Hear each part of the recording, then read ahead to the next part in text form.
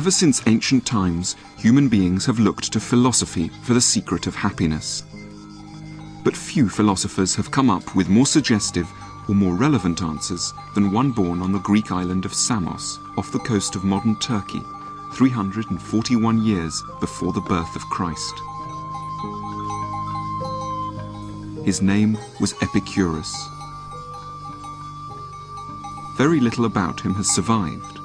All of his books have been lost across the centuries, leaving his philosophy of happiness to be reconstructed from just a few fragments.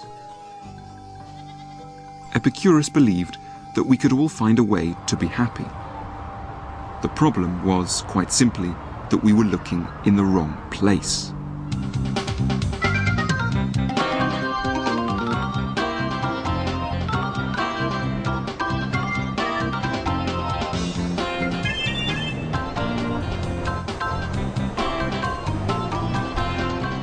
Unlike many philosophers, Epicurus's idea of happiness actually sounds rather fun. He didn't think we should feel guilty about wanting to have a pleasurable, enjoyable life, and promised that he could show us how to. Of course, you might wonder why you need a philosopher at all to teach you how to have a good time. We seem to think that the key to happiness is really pretty easy. It's all about having a lot of money. So we can come to places like this and go shopping. But before we reach for our wallets, Epicurus wanted us to stop and think. It's easy to imagine that money can solve everything, but can it? Epicurus was committed to a life of happiness.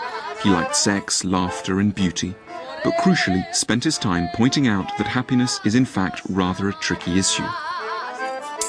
And a philosopher might help you to find it more easily than a credit card ever could. That Epicurus was in favour of pleasure at all shocked many of his ancient Greek contemporaries. His philosophy became synonymous with a lotus-eating lifestyle. To this day, people who love luxurious eating and drinking can sometimes be described as Epicurean. In fact, that's a complete misunderstanding.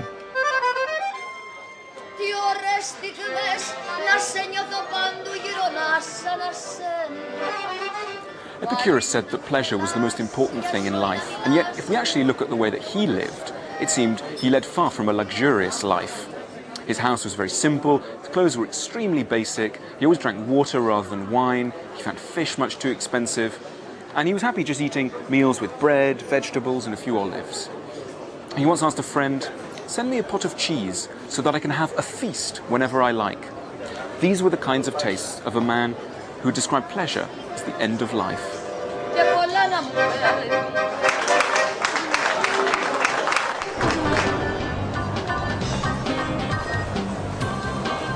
At the heart of Epicurus's philosophy is a simple thought, that we aren't very good at knowing what will make us happy. Though we may feel powerfully drawn towards material things and be convinced that they are what we require to be happy, we're often wrong. What we want is not always what we need, and nothing shows that up more starkly than our impulse to go shopping. I like shopping. Most weeks it's just a couple of bags up to, I don't know, sometimes like 10, 12 bags coming out. I like designer names. Dolce & Gabbana stuff, Louise clothes, DKNY, and I love Gucci clothes as well. Stephen Perry is a hairdresser from Liverpool who spends all his spare time shopping. I suppose like I could resist, but usually I don't. Usually it's just like go in and shop anyway. Although when I go out buying all this stuff, it makes me happy.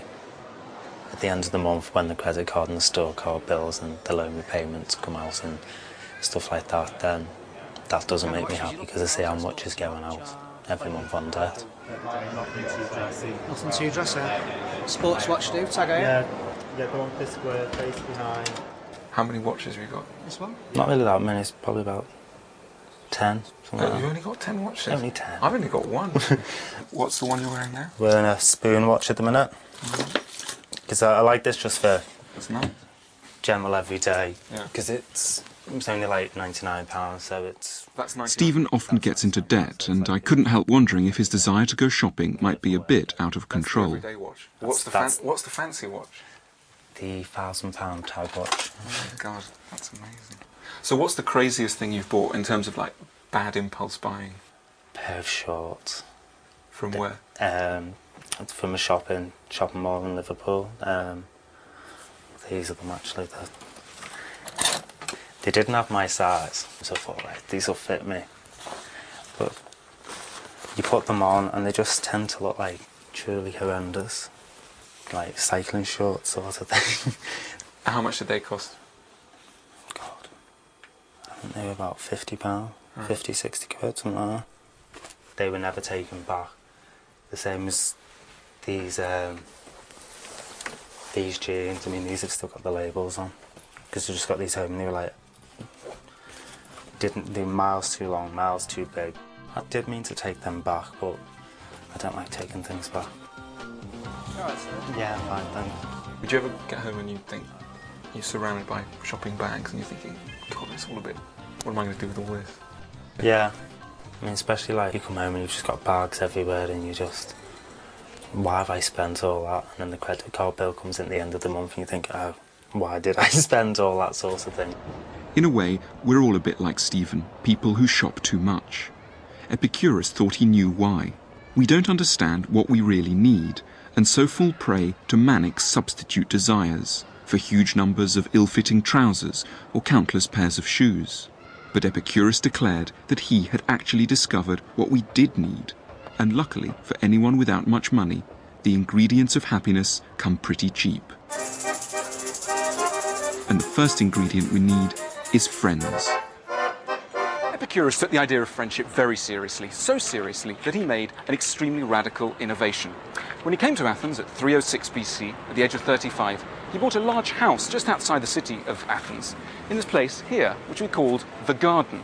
Of course, at that time it was rather beautiful, a bit more beautiful than it is now, where it seems to be a taxi graveyard. What he did was that he bought this house and asked a group of friends to move in with him. The house was quite large, so there was room enough for everyone to have their own quarters at the same time as coming together for meals and conversations in the common rooms of the house. What Epicurus was doing was picking up on a rather common sense point, which is that friends are a major source of happiness. But I think where he was distinctive was in his idea that in order to really benefit from friends, you had to see them not just occasionally, not just for the odd drink in a bar or the odd chat on the phone, but you had to live with these friends at all times, so they'd be your permanent companions. And I think that was his distinctive idea of happiness. You wouldn't catch Epicurus devouring lunch on his own in a burger bar. He recommended that we try never even to eat a snack alone. Before you eat or drink anything, he said, consider carefully who you eat or drink with, rather than what you eat or drink. For feeding without a friend is the life of a lion or a wolf.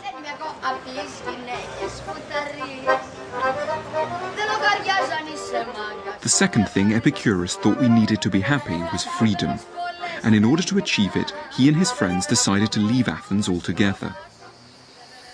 For them, to be free meant to be financially independent, economically self-sufficient, not answerable to horrible bosses for their income. So they resolved to leave city life and its competitive and gossipy atmosphere behind them once and for all. So they left Athens and started what could best have been described as a commune. We must free ourselves from the prison of everyday life and politics, Epicurus wrote. And that's precisely what they did. The life was simple, but at least they enjoyed their freedom. They didn't mind if they looked shabby or didn't have as much money as other people, because they were self-sufficient and had gained their independence from what other people thought. There was, in the financial sense, nothing to prove. Epicurus believed there was a third ingredient necessary for happiness, and that was an analysed life, by which he meant a life in which we take time off to reflect on our worries, to analyse what is troubling us. Our anxieties quickly diminish if we give ourselves time to think them through.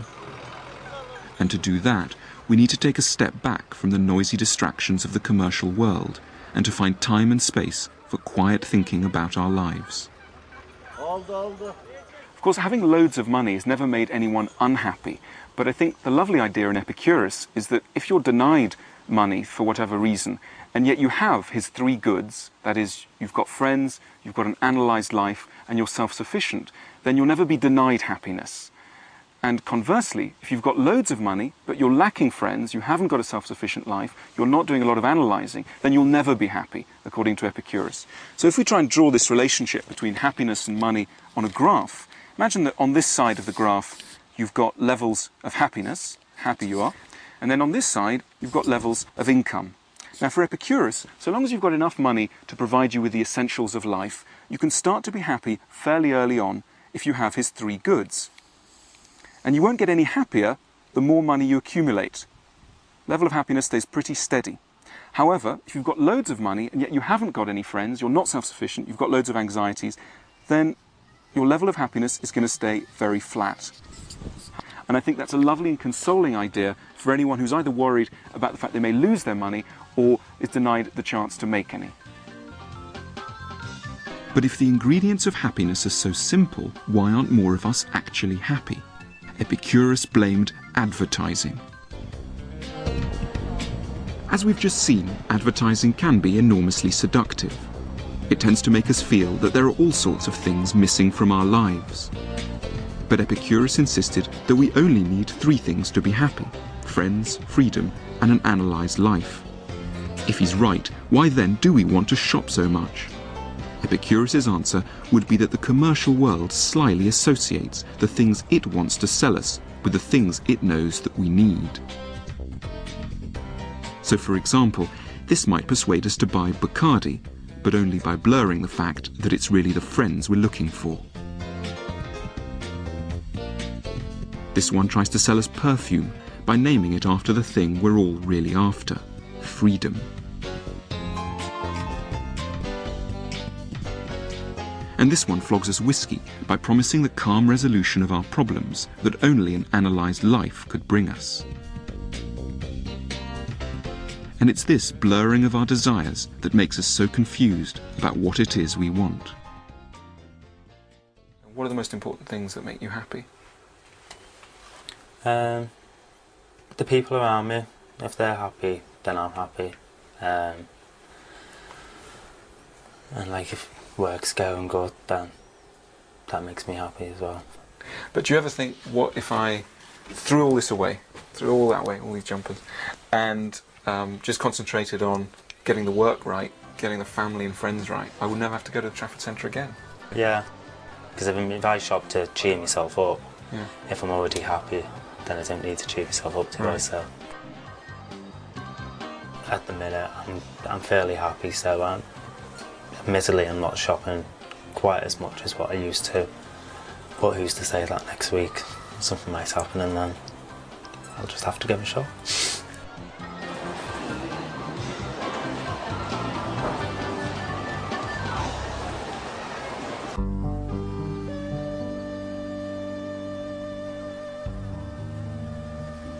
Epicurus may have lived more than 2,000 years ago, but he would have understood the pressures that make people like Stephen shop so much, and he had a bold and practical solution to counter them. The place to find it is here, in a dusty and remote corner of southwestern Turkey. That Epicurus should still speak to us at all is something of a miracle, as every one of the 300 books he wrote has been lost. But his philosophy developed into a kind of creed, almost like a religion, and remained popular for some 400 years. Epicurean communities were founded in places like this all across the ancient world, and it's largely thanks to them that fragments of what Epicurus wrote have survived.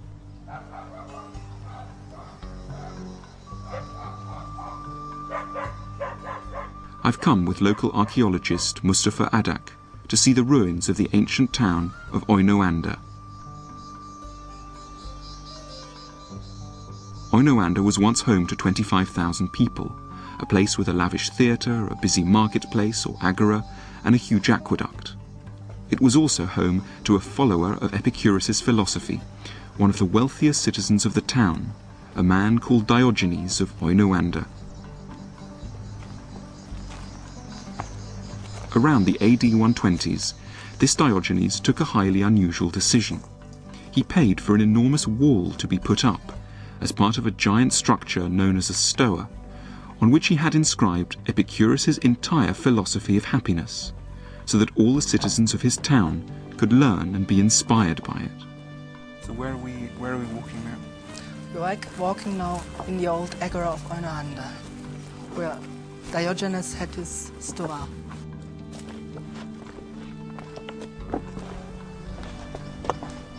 What we're seeing now is there's bits of the wall. The stoa was broken up by earthquake, most probably, and there are more than 200 fragments of the inscription.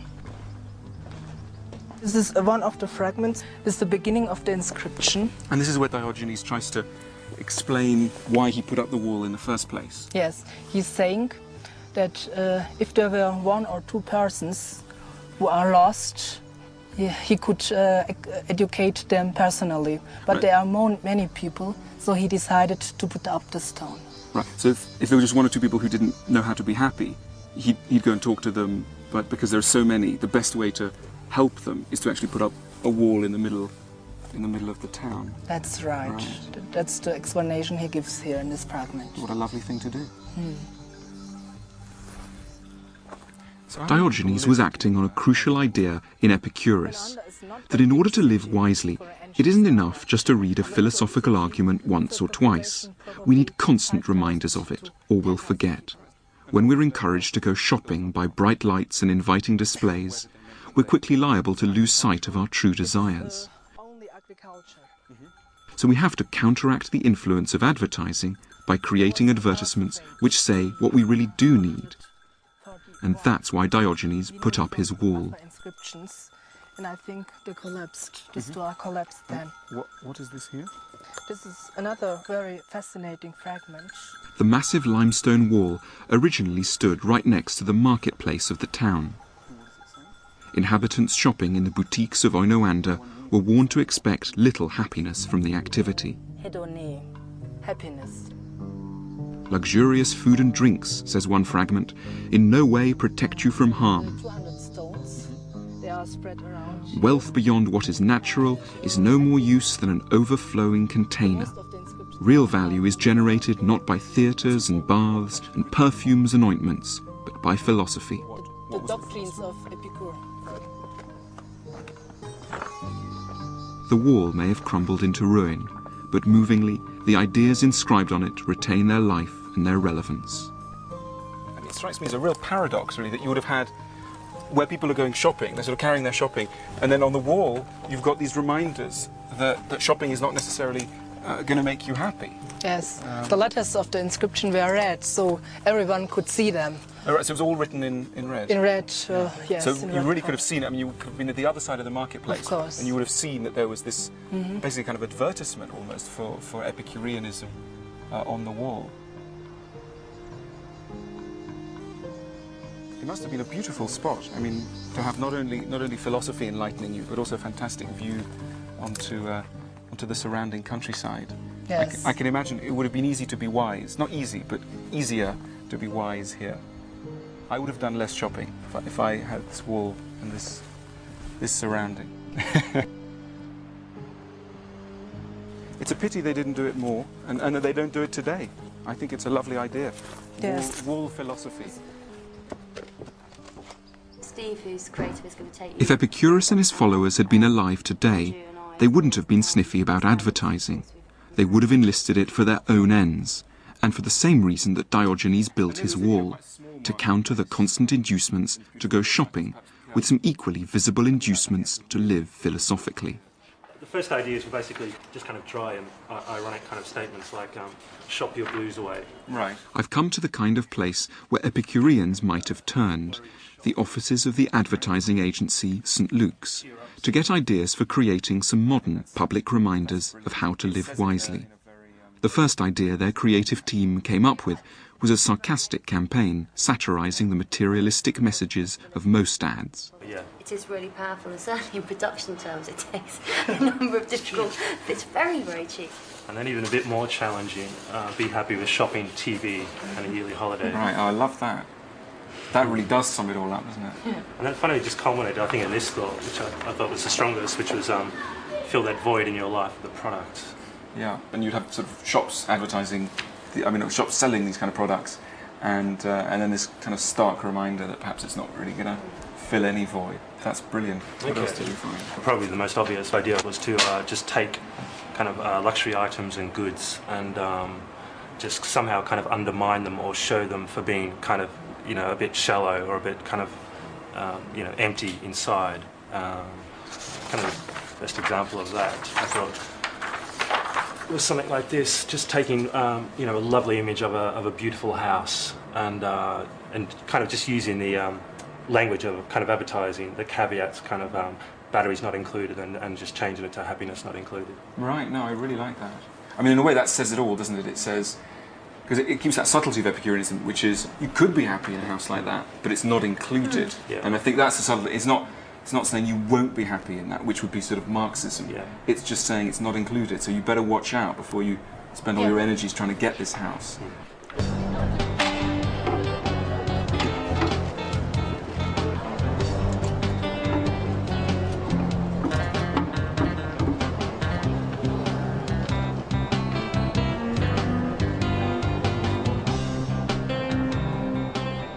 Unfortunately, philosophers have rarely had much money for advertising campaigns. But imagine a world where instead of being surrounded by adverts selling you watches, cars or fancy holidays, these ads reminded you of how important it is to value friends, to escape the rat race or reflect on your problems, and didn't just use these genuinely nice things to sell you aftershave or aperitifs. It's hard to know whether the people of Oinoanda discovered what they did need and ceased buying what they didn't because of the giant advertisement in their midst. But Epicurus' central message seems, if anything, more relevant to today's consumer society than it did to his own. And there's no reason to believe that happiness is any more included in the many more things we can buy. Of course, putting up one poster in the Trafford Centre in Manchester couldn't on its own turn back the tide of consumerism. And although shoppers seemed interested in what my ad was trying to say, I didn't see much evidence of people stopping shopping. But the fact remains, we're horribly confused about what could make us happy. If we really knew what we needed, there are few things we'd be desperate to buy. Epicurus makes us think very carefully about the merits of our own society.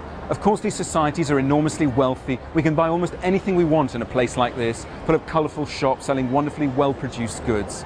And yet, what Epicurus wants us to think is, do places like this really provide us with the key ingredients of happiness? And he thought, and I think he was right, that they don't. Happiness may be difficult to attain, Epicurus admitted that, but he insisted that the obstacles are not primarily financial.